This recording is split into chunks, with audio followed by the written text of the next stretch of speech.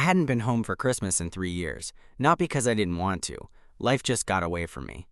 Between moving to the city, starting a new job, and trying to keep my head above water, the holidays kind of stopped meaning anything. I had a fake tree in my apartment, sure, still boxed from last year, and I'd maybe light a candle that smelled like cinnamon, but mostly, I worked through it. Christmas became background noise. But this year was different. My mom called the first week of December. "You're coming home this year, right?" Her voice was light, casual, but I heard the weight under it. I hesitated. "I've got a lot going on." She didn't guilt-trip me, just said, "Your brother's flying in. It'd be nice if we were all together again." That part landed. So I packed a duffel and took the train upstate, back to the small town I grew up in, where everything closes by 8 p.m. and the snow doesn't melt until March. I figured it'd be quiet, familiar, predictable, but then I found out Nick would be there too. Nick, my brother's best friend growing up. The guy the first used to awkwardly admire from a distance during high school Christmas breaks. He practically lived at our house during the holidays, helping my dad shovel the driveway, playing late-night Mario Kart with us in the basement, teasing me in that half-annoying, half-flirty way that made my stomach twist. I hadn't seen him in almost 5 years. Apparently, he'd left his job in D.C., taken some time off, and when my mom heard he'd be alone for the holidays, she invited him to stay. She didn't ask me if that was okay, just said, "Nick's joining us. Hope that's cool." And suddenly, Christmas wasn't going to be predictable at all. I got in on the 22nd. The house looked the same. White lights on the porch, that lopsided inflatable Santa slumped in the yard like he'd had one too many eggnogs. Inside smelled like cinnamon and pine. My mom hugged me tight, my dad offered a distracted, "Hey, kiddo." And my brother came downstairs in basketball shorts, already complaining about how cold it was. Then Nick stepped out of the guest room. He looked older. Not old, just grown in that way guys get when they figured themselves out. His jawline had filled out, hair a little longer, scruffier. Still had that lazy confidence, though.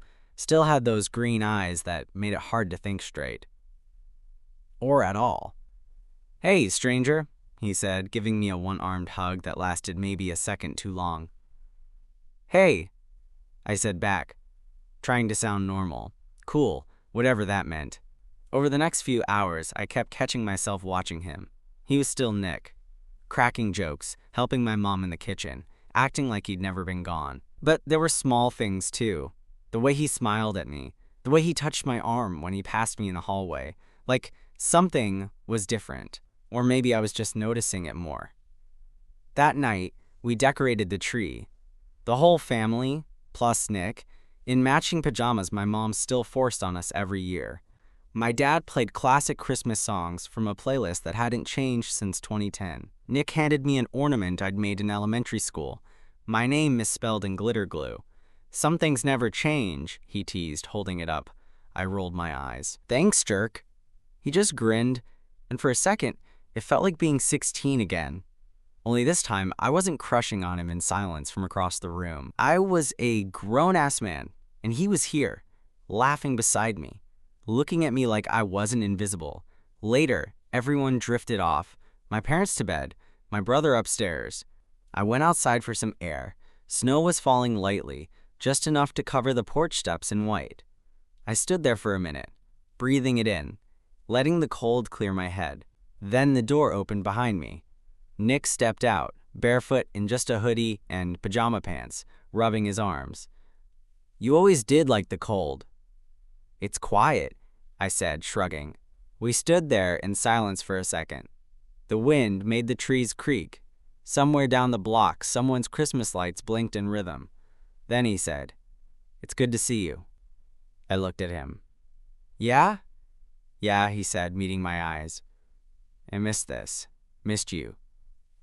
It knocked the breath out of me a little. I didn't know what to say. But he didn't wait for an answer.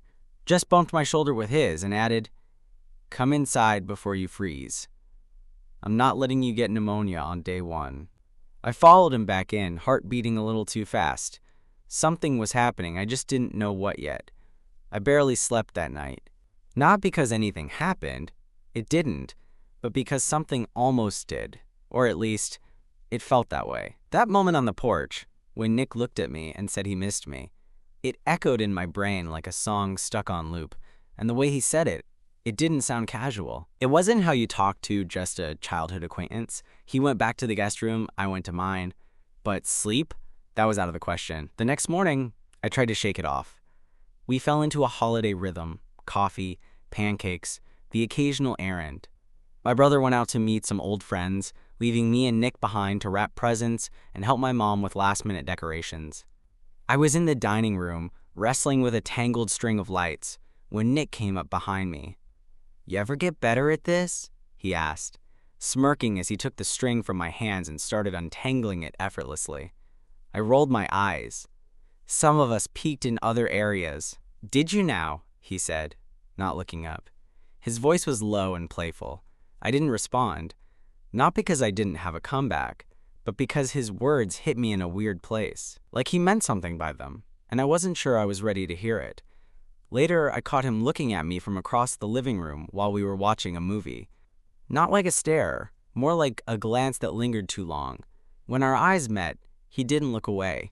He just raised an eyebrow and gave the faintest smile before turning back to the screen. What the hell was happening? It was like every interaction between us had a second layer now. Something quiet and electric humming just below the surface. That night, it snowed. A lot. By Christmas Eve morning, the roads were covered. My brother's friend bailed on their dinner plans. My parents canceled the grocery run. Everyone was staying in. At some point after lunch, my mom decided we should bake. Like, full-on Christmas cookies, sugar-dusted chaos in the kitchen. I got roped into helping, and of course Nick did too. He stood next to me at the counter, elbow deep in flour, and said, "You ever think about what life would be like if we'd all stayed here?" I glanced at him. "Like, never left this town?" "Yeah," he said. "You and your brother." "Me. The old crew," I shrugged. "I don't know, I used to want to get out so badly. Now, sometimes I miss it." He looked at me a little too long. "Me too." It was quiet for a second, just the soft clatter of cookie sheets and the muffled sound of holiday music from the living room. Then he leaned a little closer and said, "You've changed." I gave a nervous laugh. "Hopefully in a good way." Nick smiled. "Definitely." There was something in his eyes when he said that. Not flirtation exactly, but something heavier, like a confession that hadn't quite come out yet. That evening, after dinner, my dad went to bed early. My mom disappeared upstairs with a glass of wine and a Hallmark movie. My brother FaceTimed with his girlfriend in the guest room, which left me and Nick alone in the living room, the fire flickering low and the Christmas tree glowing quietly in the corner. We didn't talk at first, just sat there, the soft hum of the house filling the silence. I was nursing a cup of cider. Nick had a beer. Then, out of nowhere, he asked, "Did you ever know?" I turned. "Know what?" He didn't look at me, just stared into the fire like it held all the answers. "That I had a thing for you back in high school." My brain stopped. He finally looked over, and his expression was unreadable. "You probably didn't." I wasn't exactly subtle, but I also didn't have the guts to actually do anything about it. I opened my mouth to say something, but nothing came out. Nick chuckled, the sound low and a little shaky. "Sorry, I know it's random. Just feels like if I don't say it now, I never will." "You're serious?" I said, finally finding my voice. He nodded. "Yeah." I felt my pulse in my throat. I thought I was the only one. Nick's eyes softened. "You weren't." The silence between us shifted. It wasn't awkward. It wasn't heavy. It was charged, like something had just cracked open between us. Something old and important and totally unexpected. Then he said, "Can I show you something?" I raised an eyebrow. "Okay." He stood and walked to the hall closet, pulled out 2 jackets, and tossed one at me. "Come on." Outside, the snow was still falling, but softer now. The yard was blanketed in white, untouched. He led me out back, past the old swing set, and down the path to the woods behind our house. We stopped at the edge of the trees, near the old shed. "Remember this spot?" he asked. "Of course," I said. "We used to hide out here whenever we wanted to sneak snacks or talk about stupid crushes." Nick smiled. Exactly. It felt like a secret place. He turned toward me, close now, the cold air puffing in little clouds between us. I think I told you once that I had a crush on someone in school, but I wouldn't say who. Yeah, I said slowly. You said they'd never feel the same. He nodded. It was you, I swallowed. Nick. He looked at me, his voice suddenly quieter. Is it crazy that I still feel something? Even after all these years? I didn't answer. Instead, I stepped forward, my breath catching, and kissed him. Just once. Soft, brief, like a question more than an answer. When I pulled back, he was smiling. I was hoping you'd do that, he whispered. The snow fell around us like confetti, and for the first time in a long time, Christmas felt like magic again. We didn't talk much on the walk back to the house, not because it was awkward, but because everything had already been said. That one kiss out in the snow had spoken more than 1,000 late-night texts, or old memories, ever could. We walked side by side through the powdery trail, our breath visible in the cold, shoulders brushing every few steps. The silence wasn't empty. It was full. Full of everything we'd been too scared to say for years. Back inside, the warmth of the house hit like a wall. The fire was down to glowing embers, and the rest of the house had gone quiet. My parents were asleep. My brother, probably still video calling his girlfriend from the guest room. Nick peeled off his jacket, his hair dusted with melted snowflakes, and gave me this look, that familiar, cocky half-smile, softened now into something quieter. Like he was still trying to wrap his head around the fact that this was real. I stood there for a moment, unsure what to do next. He gestured toward the stairs with his head. Come up, I nodded, heart thudding as I followed him. It felt surreal.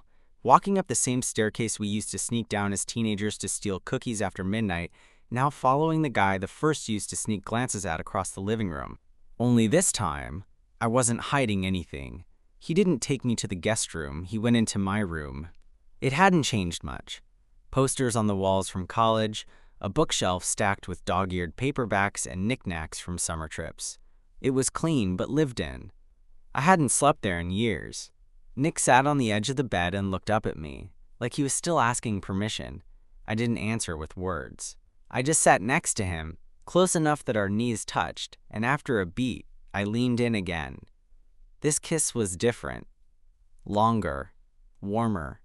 Like now that the door was open, neither of us wanted to shut it again. His hand found mine on the bedspread, fingers threading together like they'd done it 100 times before. When we pulled apart, he rested his forehead against mine and let out a breathy laugh. High school me is freaking the hell out right now, he whispered. Same, I said. Except with slightly better hair. He nudged me playfully, and we laughed quietly. That kind of laugh you do when you're trying not to wake the house, but you're too giddy to care. We talked until almost 3 a.m. About everything. About the moments we'd missed, the feelings we'd buried, the hints that had been there all along. Like that one night in junior year when we'd stayed up talking about dating, and Nick had gotten weirdly quiet when I mentioned a guy I'd had a crush on. Or that summer after graduation when he hugged me goodbye and held on just a little too long. I always told myself I was just confused, he said, that you were off limits. You were my best friend's little brother, for one. But mostly, I was scared. I looked at him. Of what? He hesitated. Of ruining something. Of hearing you say you didn't feel the same. I squeezed his hand. You don't have to worry about that. He smiled, and it wasn't just playful anymore. It was soft. Real. We didn't sleep together that night. There was something better about just being next to each other, under the covers, fully clothed, sharing warmth like we were 16 again, but without the confusion or fear. His arm draped over me, his thumb absently brushing my side. I fell asleep to the sound of his breathing, my body wrapped in that quiet, dizzy calm that only comes from knowing you're exactly where you're supposed to be. Christmas morning came too fast. I woke up to sunlight spilling through the curtains and the distant sound of my mom in the kitchen singing along to Nat King Cole. For a second, I forgot where I was. Then I felt Nick shift beside me, his arm still across my chest, and remembered everything. He blinked awake, groaning slightly. Please tell me we're not late for stockings. You're the guest, I said, They'll wait. We stumbled out of bed like two guilty teenagers and tried to sneak downstairs unnoticed. But of course, my brother caught us. He was sitting on the couch, already halfway through his cinnamon roll, when he looked up and raised a slow eyebrow. "You two come down together?" he said, smirking. I froze. "It's not like that." Nick scratched the back of his neck. "Okay, maybe it kind of is." My brother blinked, then shrugged. "Cool, took you guys long enough." And just like that, it was fine. Nick looked at me, mouth slightly open. "Did he just—" "Yep," I said, laughing. "He's been waiting for this moment longer than we have." My mom, of course, was completely unfazed. She handed Nick a stocking with his name on it, like she'd planned for him to be part of this family all along. And honestly, maybe she had. The rest of the day was filled with gifts, food, bad Christmas puns, and cozy chaos. Nick sat next to me at dinner. Our knees bumped under the table, and once, when no one was looking, he laced our fingers together under the tablecloth. It was subtle, quiet, but electric all the same. And as we watched the snow fall again that night from the front porch, Nick wrapped an arm around my waist and whispered, "Best Christmas I've had in a long time." I leaned into him. Me too. The day after Christmas felt like the first time I could breathe. No pressure, no traditions, just leftover cookies, coffee in mismatched mugs, and snow that refused to stop falling. My parents decided to spend the morning watching one of those 5-hour Hallmark marathons, while my brother disappeared into his room, FaceTiming his girlfriend again. That left me and Nick alone, again. This time, it felt different. Not tense, not uncertain, just easy. He was sitting on the living room floor, cross-legged, half-assembling a Lego set he found in the attic that used to be mine. I leaned on the armrest above him, sipping coffee, watching him squint at the instructions like they were written in ancient Greek. "You know that's for ages 8 and up, right?" I teased. He looked up with a faux glare. "I'm multitasking. This is Lego and a patience test." "You're failing." He threw a tiny brick at me. I caught it mid-air and flicked it back at him, and just like that, we were back in high school. Only this time, instead of ignoring the heat between us, we were quietly leaning into it. Eventually, he gave up and collapsed against the couch with a dramatic sigh. I slid down next to him, shoulder to shoulder, both of us quiet for a while, the kind of silence that didn't need to be filled. Then he said, "What happens when we leave?" The words hung in the air between us, heavy and fragile. I turned to look at him. "You mean, like, in a couple days?" He nodded. "You go back to the city. I figure out my next move. And this," he gestured between us. "What happens to this?" I didn't have an answer. I wanted to say we'd figure it out. That whatever this was, whatever we were, would survive once the snow melted, and we weren't just two people in pajamas trapped in nostalgia. But I wasn't naive. I knew what the real world could do to something like this. Nick exhaled, rubbing his jaw. "I don't want to lose this. I've wanted to be close to you for so long, and now that I finally have it—" He trailed off, shaking his head. I reached for his hand. "Then let's not lose it." He looked at me, brow furrowed. "It's not that simple. It doesn't have to be hard either." His fingers closed around mine like they were made to fit. We stayed like that for a long time, not making promises we couldn't keep, but not running from the possibility either. That night, we walked down to the lake behind my parents' neighborhood. It was frozen over, quiet and surreal under the moonlight. The whole world felt still, like it was holding its breath. He stood with his hands in his pockets, looking out over the ice. "This was where we built that awful snow fort, remember? Sophomore year." I laughed. "You mean the one that collapsed in 10 minutes? Hey, it had structural ambition." We stood there side by side, just like we had back then. But everything had changed. Or maybe, finally, nothing was in the way anymore. "I used to wish," I said, "that you'd say something. Back then." Nick turned. "Yeah? Yeah, but I didn't think I was allowed to hope for that. You were always you, and I was the little brother. I figured it'd ruin everything." He gave me this look, gentle, regretful. I wanted to. So many times. But it was safer to pretend. Well, I said, stepping closer. We're not pretending anymore. He smiled and leaned in, brushing his lips against mine in the cold, our breath fogging the space between us. It wasn't rushed. It wasn't nervous. Just quiet, steady certainty. When we got back to the house, the porch light was still on. My mom had left out 2 mugs of hot chocolate, covered in whipped cream and tiny candy canes stuck to the side. Nick picked one up and smirked. They definitely know. Yeah, I said, laughing. And they're kind of rooting for us. We drank the cocoa inside, curled up on the couch, watching the fire burn down. He fell asleep with his head on my shoulder, and I sat there for a while, letting the moment sink in. I knew we had things to figure out. Geography, timing, reality. But for the first time in a long time, I wasn't afraid of what came next. Because whatever it was, we'd face it together. We woke up, tangled on the couch like 2 kids who'd fallen asleep watching cartoons. The fireplace was cold ash, the lights from the Christmas tree still glowing dimly behind us. Nick stirred first, blinking groggily at the room, then looked up at me and gave this half-awake, crooked smile. "Morning," he said, voice low and rough. I brushed hair out of his face. Technically, it's almost noon. He sat up slowly, stretching. "Guess we missed the pancake train." "Don't worry," I said, standing and offering him my hand. "There's always leftovers. And my mom makes a mean reheat." He took my hand without hesitation, fingers curling into mine. There was no flinch, no hesitation, no checking to see if anyone was watching. Just him, looking at me like he didn't want to let go.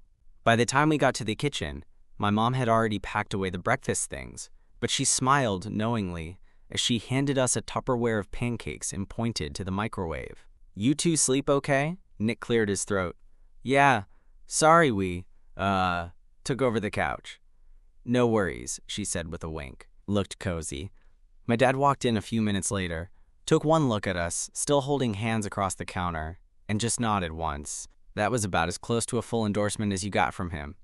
The whole day had this warm, lazy rhythm to it. My brother didn't even blink when Nick sat a little too close to me during our second round of Settlers of Catan, or when he rested his hand on my knee under the table. It felt surreal how normal it was. And honestly, that scared me more than if someone had freaked out. Because this comfort, this closeness, it made me want things. Long-term things. At one point, I caught Nick staring at me while everyone else was distracted. "What?" I whispered, grinning. He shook his head, smiling back. "Nothing. You just look happy." "I am happy," I said. He leaned in just enough for only me to hear. "So what do we do about that?" That night, after everyone went to bed, we stayed up talking in my room again. Except this time, the mood was different. More deliberate.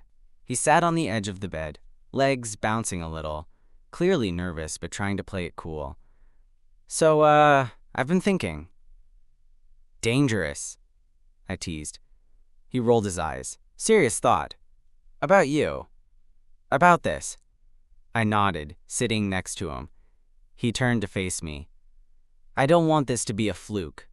Some weird holiday fling where we go back to our separate lives and pretend it didn't mean anything." "It's not a fling," I said. "I know," he said quickly. "That's the thing.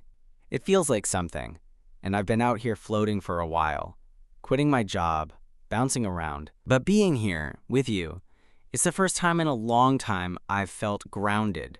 I swallowed the lump in my throat. "So what are you saying?" He exhaled slowly. "I want to figure this out. For real. I've got savings. I'm not tied to anything right now. I could stay here a bit longer.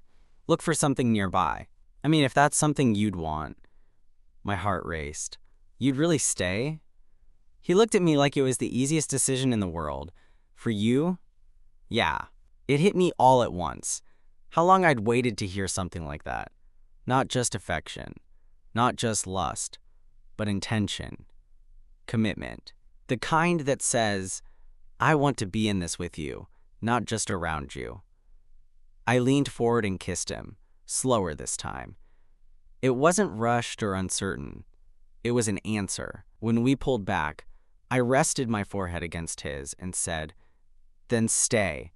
We'll figure it out. Together. He smiled, eyes soft.